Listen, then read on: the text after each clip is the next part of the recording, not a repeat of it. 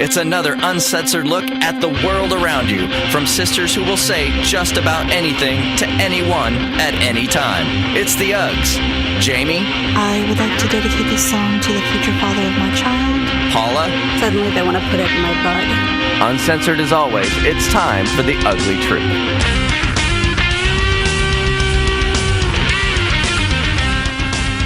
Welcome to The Ugly Truth. This is episode 308. Ugh. Sorry. It's all right. My throat got thick there. Is your MS acting up? Or my MS? I don't know. Your muscular dystrophy? Is I don't think I have that. That's the one thing you don't have. Thank God. I don't even know what that is. It's a muscular dystrophy. It's a disease. Well, I'm sure if I had it, then I would know. You would be diagnosed with it for sure. Okay, welcome to The Ugly Truth. Okay, so potential life changes. You have been talking about dating again without going into, the personal detail. It's potential that you will be putting yourself in the consideration for dating. And I mean, not today. Just No. But I mean, well, first of all, I've had a dating theory for years. Yes. But it's come up because you're like, would this still work in today's times? I'm starting to think it's not the best way to go about dating. Well, it depends on what your goal is, though. You and I discussed this, so please tell everybody your 3-date policy. My 3-date rule. Make it. Yeah, tell us what that is in your mind. So in my mind, this is what I thought was, and I thought everybody had this rule, was, date 1, if it goes well, there'd be a goodnight kiss. Right. Date 2, if it goes well, you invite them in for a glass of water that they don't drink, and you give them a blowjob. Date 3, again, if things are going well, you invite them in, and you have sex with a condom. Right. And as I told you, in my opinion, a blowjob is something that they earn way later in the relationship. I don't dole those things out very often in a dating process. I mean, Emma, I think I'm sending the wrong message. You're not sending the wrong message if you're only interested in getting laid.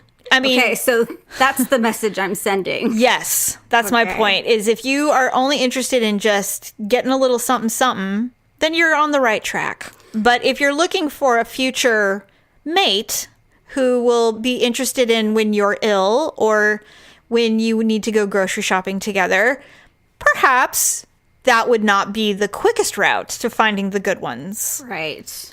Or, I don't know if this has ever happened to you. It's never happened to me because I don't follow this protocol. But if you ever have a man go, whoa, have you ever had anyone stop you from that?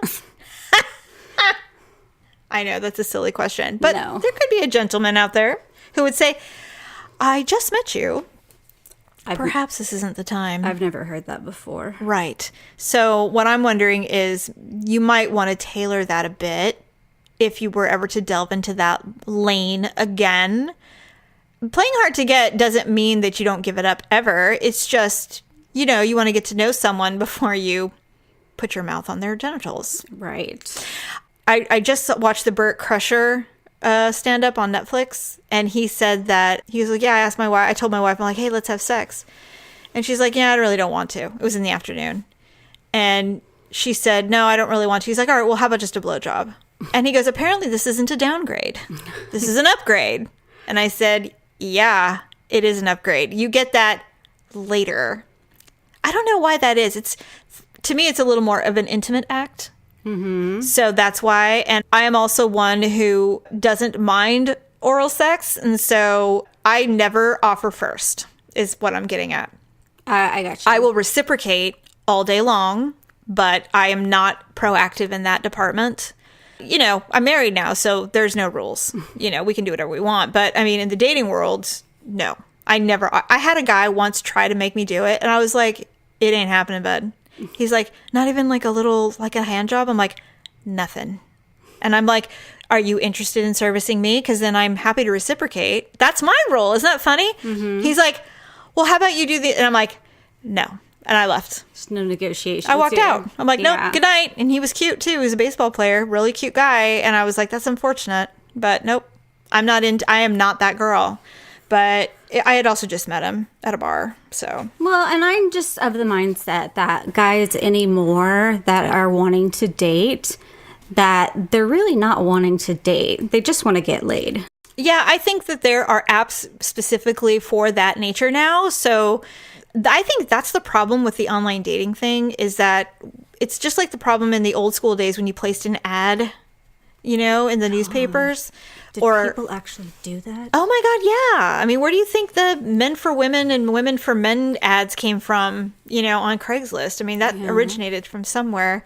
But I think it's just a new version of that. And you try to funnel it by saying, okay, Tinder is just for hookups or whatever. So when you go to, you know, Match.com and you're looking for Christians, you know, you will for sure find just Christians, where I've heard Match.com is just the worst for finding decent dudes. Oh my God. That's what I've heard. I don't know if that's true or not, but to me, I know some women who really make a significant effort to meet people in real life by being really involved in community activities, taking jobs that they don't really need so they can meet new people, you know, going back to church, or, you know, doing whatever it is to really put themselves out there to meet good guys. And it's still hard.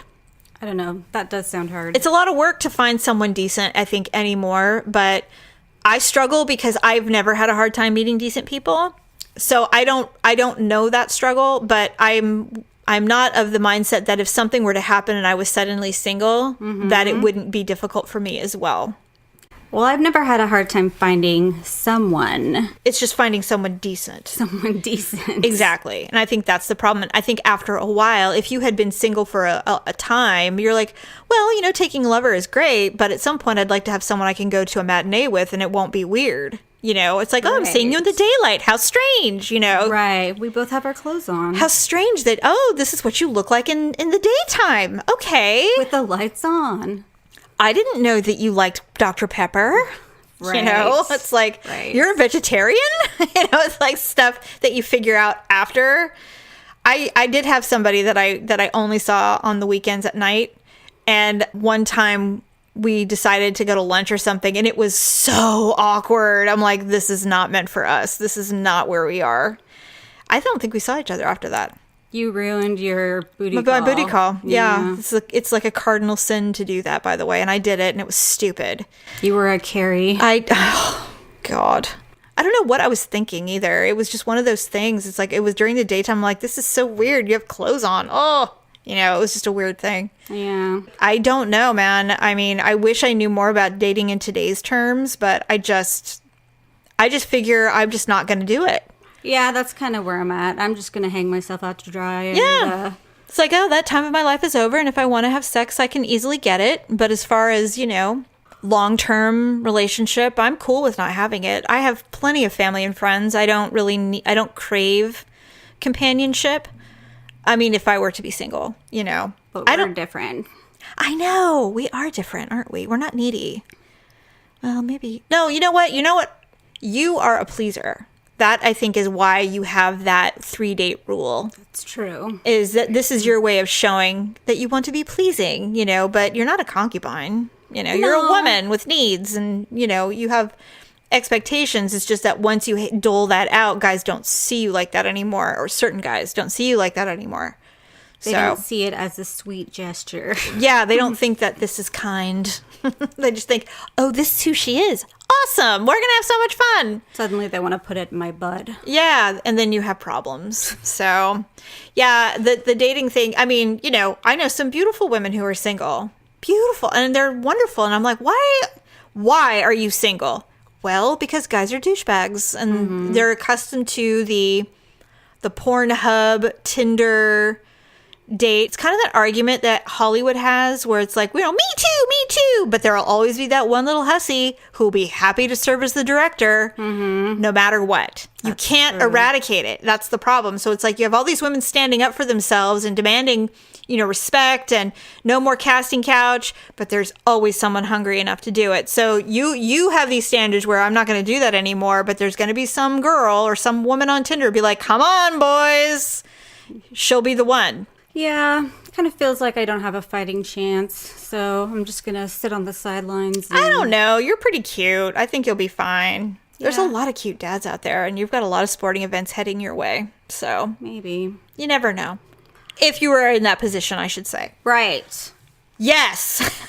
If I were to find myself in that position. Suddenly Seymour. I don't know why I'm singing that.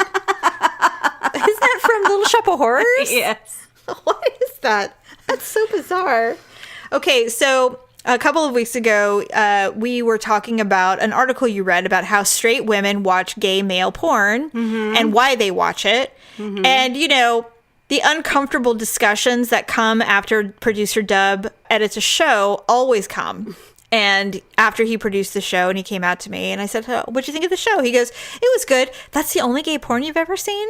So now we had to have it. I'm like, I wasn't looking for. Surprised that you hadn't seen more? I think he was surprised that he goes, I would just think that they would all be attractive men.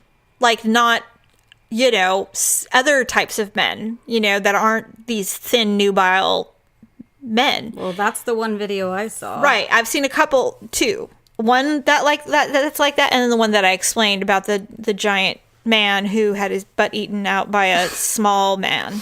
Yes. And I said, yeah. I go, it is weird. And so the questions arise because Daryl is not gay, and he claims he's never seen gay porn, which of the male variety.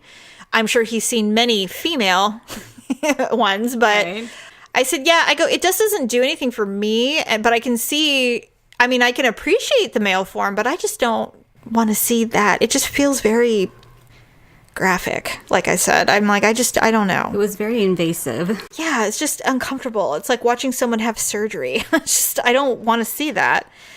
It's not gross. It's just uncomfortable for me. And then you and I started having a talk about porn. And then you got curious. So you started wondering about it, and so you started clicking on things. Well, I figured I should practice what I preach because, you know, here I'm talking about these women and, you know, this book and gay porn and all this stuff. And I'm like, you know, I've never seen gay porn, so maybe I should take a look. And so I, such a dork. Normally when I look at my internet, I use Chrome. Yeah. Well, instead I opened Internet Explorer because I didn't want, like, You know cookies. I didn't want anything to track. Well, I told you why I never look. I'm afraid it's going to post on Facebook. Right. So I went to Pornhub and I clicked on gay or something, what it was called. And the first video were two young men working on the railroad tracks. Oh! They were outside. Blue collar. Yes, but they were very skinny. It starts out very slow, and then before you know it, it's just like, you know... They're really working on the railroad. I mean, someone's, yeah. Like balls deep in someone's butt? Basically. That's crazy. Yeah. Did you watch the whole thing? No, I didn't. Did you feel shame? No, I didn't feel much of anything. I just was like, I found myself like sitting on the couch and I could feel my butt kind of puckered. Yes. And so I'm just like, maybe I'll try another one. So I went to another one and same deal, just same stuff. And I was just like, you know, I'm not one of those women. So You don't appreciate the male form being screwed? I mean, I appreciate the male form, but you know, I don't even appreciate like the male body. Like to me, I shouldn't say that.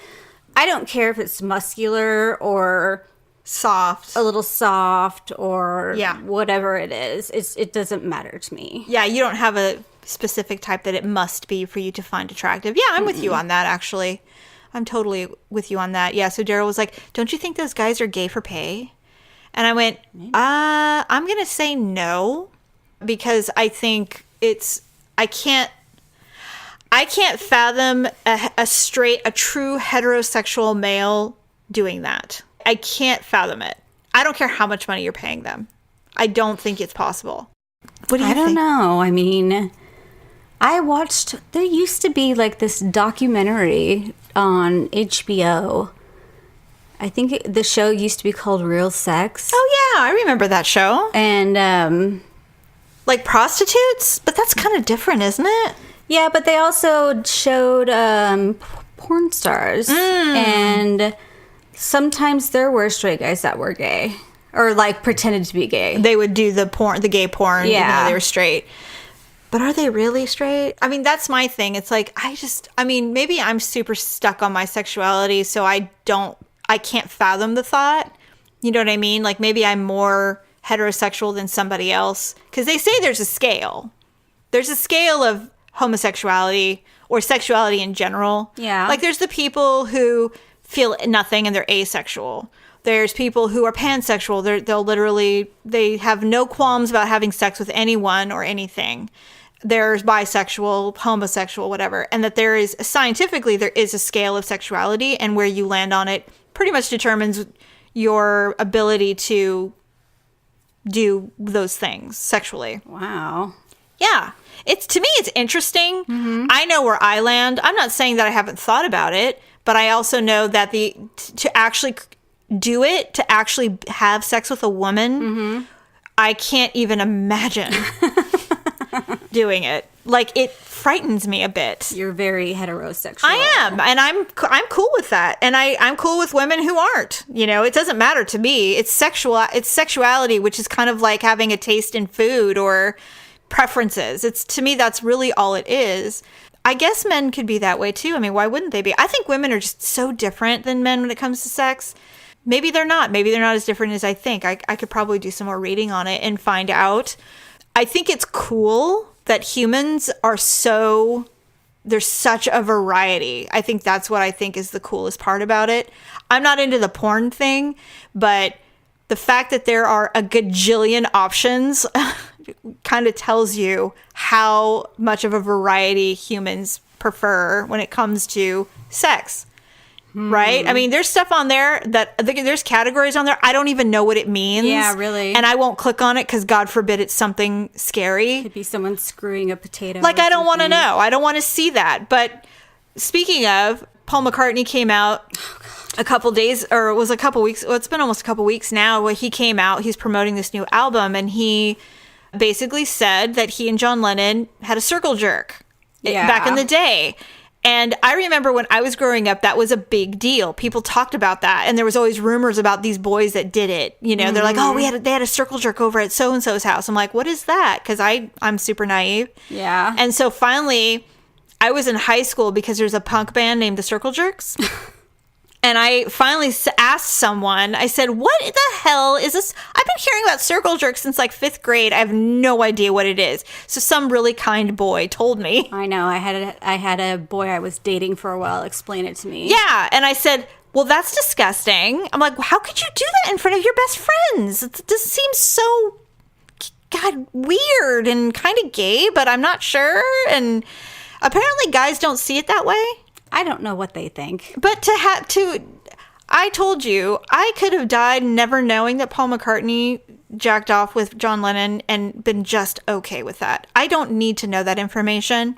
Yeah. I think it's because he's 80, because he's really old, and you can't think of it any other way. And the Beatles are so iconic at this point that you can't fathom it. You can't think about it. It's like they're just these posters now of artists, and even if you've seen them perform live, it's like, is that his cum face now? Like, what are we seeing? Like, that's all anybody will talk about when he dies. They'll be like, the famous Beatle that had a circle jerk with John Lennon, and John Lennon's not even around to defend himself. Yeah, really. He would be like, absolutely not. That did not happen. I was with Yoko. God. Whatever. I just don't understand that. Yeah, I mean, some people are just strange or different, or like I was telling you, the world of the rock star is unlike anything we could even fathom, because how many women do you have sex with before you get bored?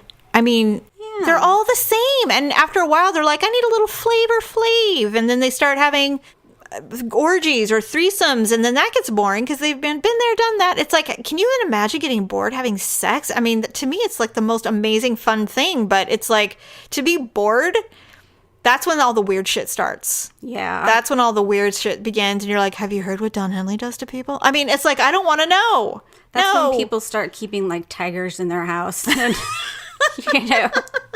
when they have zoos on property. Basically. Yeah, when they have really weird jewelry and all, they have like rooms with girls in it, and there's playrooms here and there, and I don't know. Tattooing their whole body. Yeah, they just get bored. And so, I can't remember what star it was, but it wasn't even a big band. It was like Rat or something. And they were getting so much pussy thrown at them in their heyday that there was a photo of a naked girl, and she looked like your typical rock star groupie, big blonde hair and gorgeous bod, naked, and she was being held up like a platter on like 4 or 5 guys' arms, being served to one of the guys in Rat backstage. And I will never forget that picture. I said, so that is okay. I don't want to be that. I don't want to do that. And the other thing is, the rumors always have been, to get to the star, you've got to fuck the roadies to get to the star. That's gross. You don't get to just go straight to the star. You've got to work your way up. Right? I would never. And you think yours is so bad. Your 3-date protocol is so truly heinous. And then you've got these girls who are literally willing to do anything. I have good intentions. Those girls are whores. Well, their intentions are just to become someone's wife or something. It doesn't work that way. No, it does not. Lesson learned. You can't do that. I always thought it would be fun to get a backstage pass at those shows. Stephanie and I tried so hard to get backstage to Aerosmith. You don't want a backstage pass to those shows. I don't. I don't. I would be like, I'd be the worst backstage person ever. I'd walk in, they're like, here, take this, drink this. Absolutely not. They're like, well, who are you? I'm like, are you the babysitter? I mean, who are you? Come party. And I'd be like, nope, I can't do it. I would freak out. I'd be scared. I'd be the biggest. Of course, you'd be chasing Stephanie all around. We met Warrant, the band. And of course, we got ourselves backstage immediately. Because she grabbed his balls. Janie. And so we got invited back to the green room. And so we were back there with all of them. And there was a couple other girls there. I remember I was standing at the door. And it's just like with the gay sex thing. It's like, it's really great in theory, but when it starts to happen, you're like, wait a minute. You're like, shit's getting real. Yeah. And so they invited us to go to the next city on their bus. And Stephanie was like, hell yeah. And I was like, Stephanie, no. Wasn't she only like 18 or something? No, she was probably 20. Well, to get in, you had to be 21. So, I mean, we were probably in our early 20s. And I was like, Stephanie, no. And she goes, Jamie, it's Warrant. And I'm like, this isn't even an arena. This is a bar. They have spiraled down. They aren't even famous anymore. No, we're not doing this. If only hindsight 2020 was a thing, then she would know that 20 years later he'd show up dead in a Quality Inn. Oh my God, right? Heroin. It's a bitch of a drug. Anyway, so yeah, that whole scene, so I guess masturbating with your fellow bandmate is probably nothing compared to what they probably did. He probably thought, this is pretty mild. I can admit to this. No one can prove it or disprove it. It's my experience. We're not involving others, but still, it's just kind of gross. Like, did they come? Did they get did someone get a towel?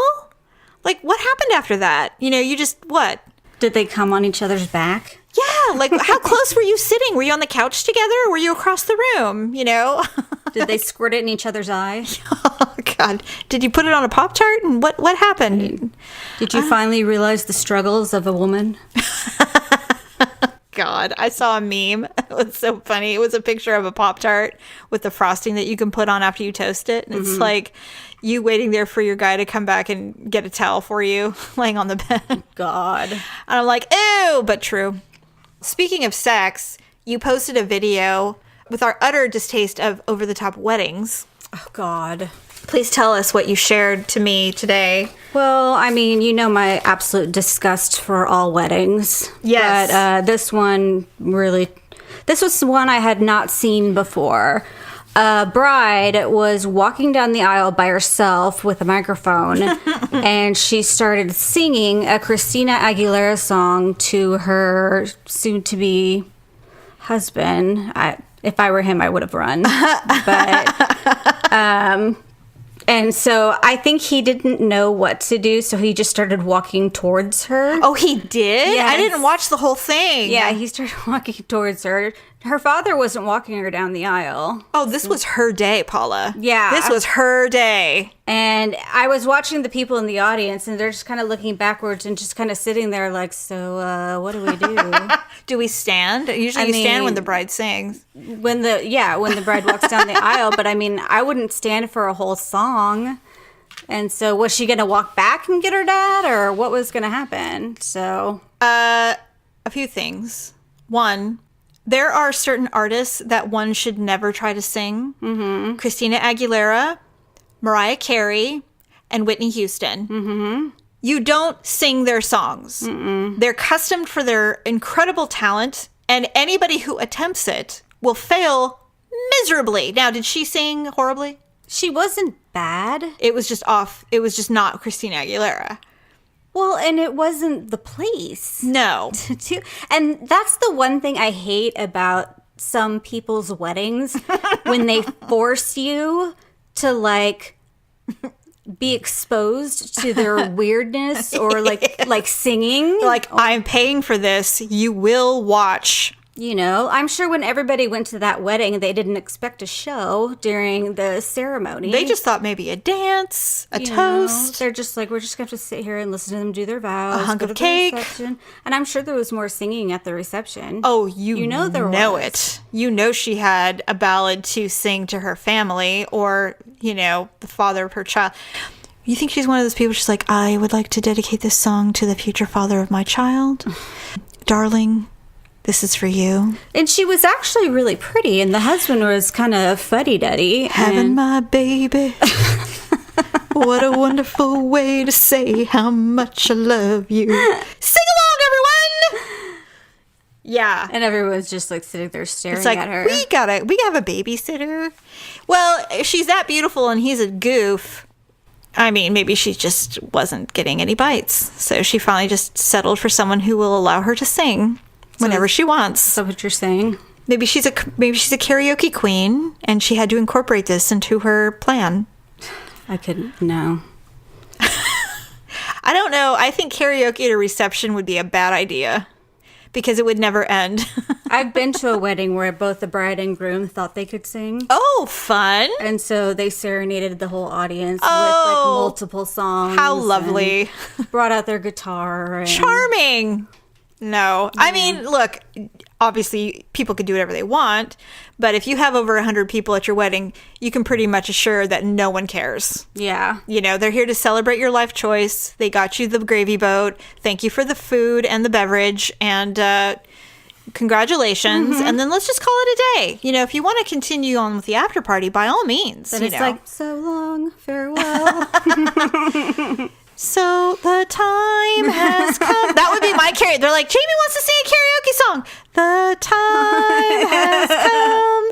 I have to say goodbye. Goodbye. That would be me. I'd be like, good night. Thank you, everyone. Drop the mic. Yes, I'd be like, let's go. But then I put #elope because I truly believe no one should have a wedding. Everyone should elope. Well, yeah, I mean, I think about it. I told Daryl, I said, do you think we should have eloped? He's like, no, well, you know, Daryl, I mean, he's such a romantic. That's true. He's like, no, I loved every moment of our wedding. And I said, I did too.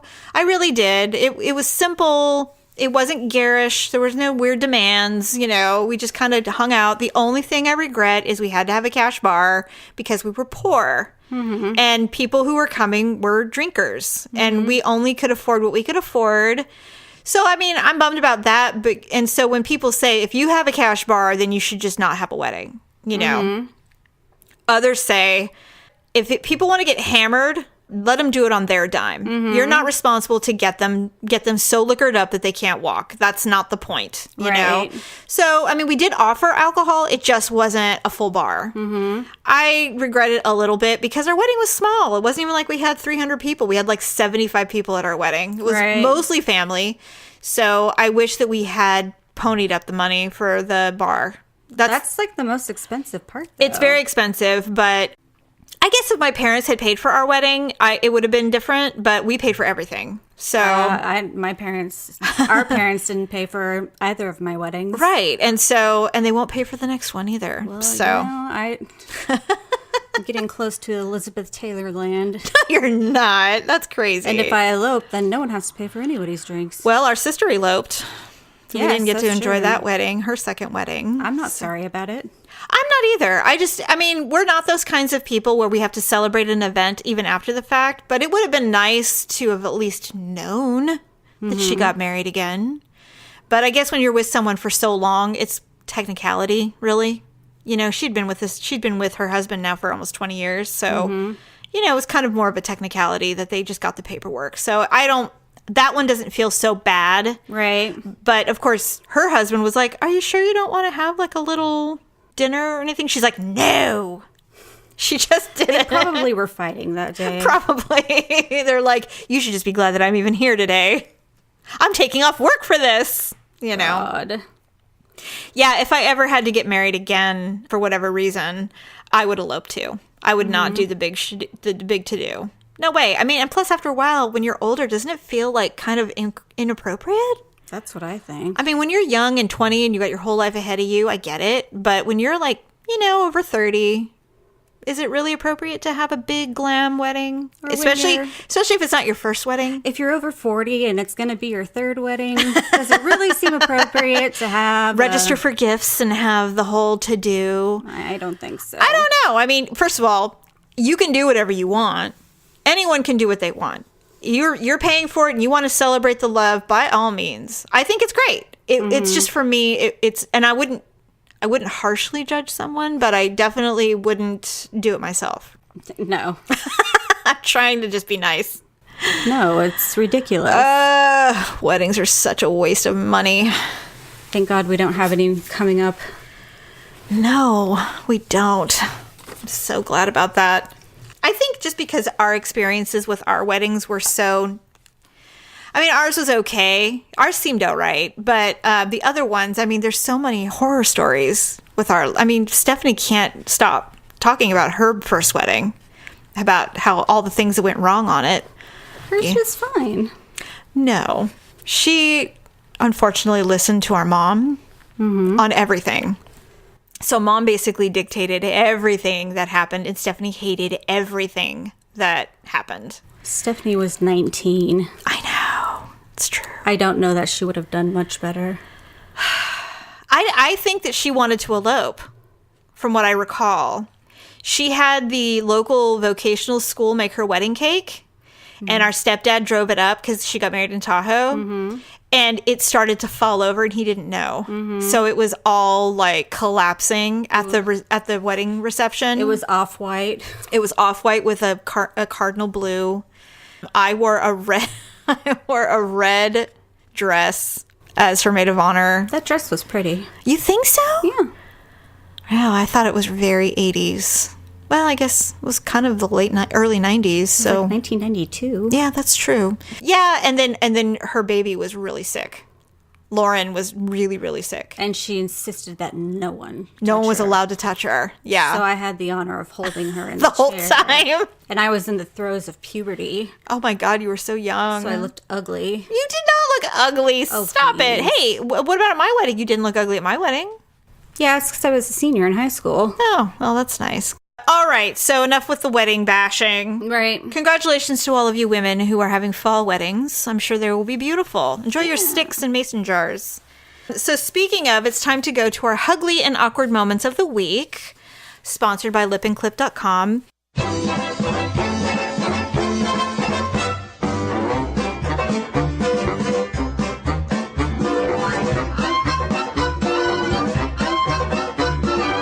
So we had a few submissions this week, so I'm choosing one, and then we're going to go with a theme.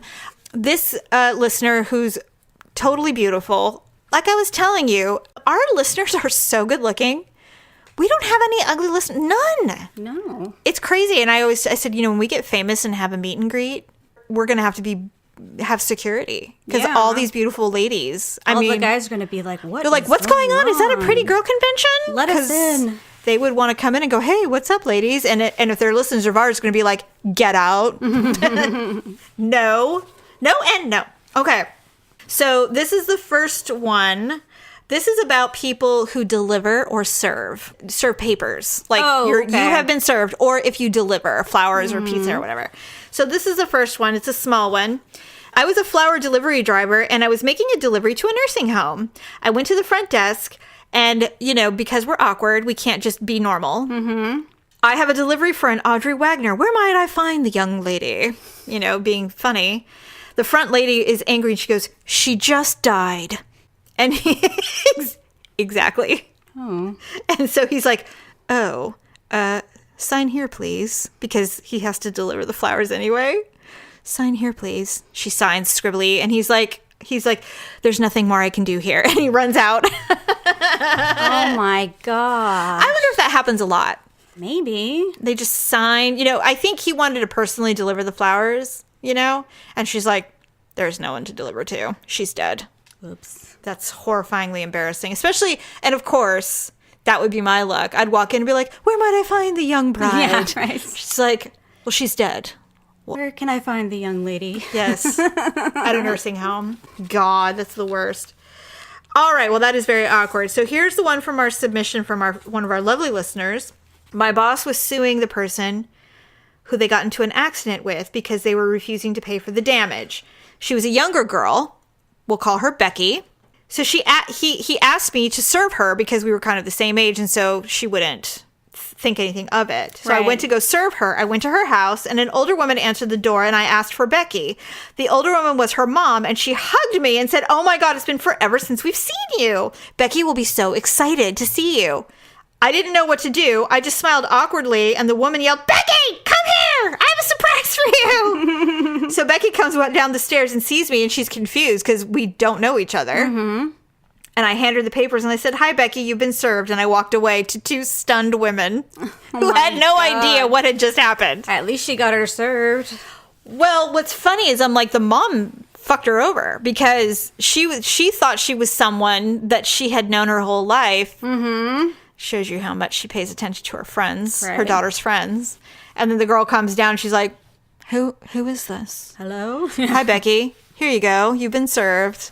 That was from our listener. Thank you, listener. And you will be getting a goodie bag for that submission. Yay! So I was reading, and so I'm like, I wonder if there's any weird, embarrassing stories about serving others, So I was looking around. There really aren't any because people know they're getting served. They're expecting it. Mm-hmm. So all of the stories were like, I didn't touch it because if they physically touch the paper, apparently, when you are served with a subpoena or orders or whatever, if you touch it, that is a legal acknowledgement that you've been served. Wow. So people will literally run around and try to avoid being touched by the server so that they can say that they never were served.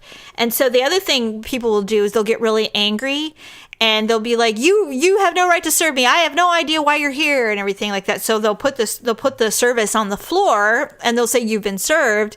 And inevitably they will kick it or step on it because they're so mad. Mm-hmm. Once they touch it, they've been served. Wow. It's a tactic. And I've never been served. Have you ever been served with papers? No. I've never been served with papers, so I have no idea.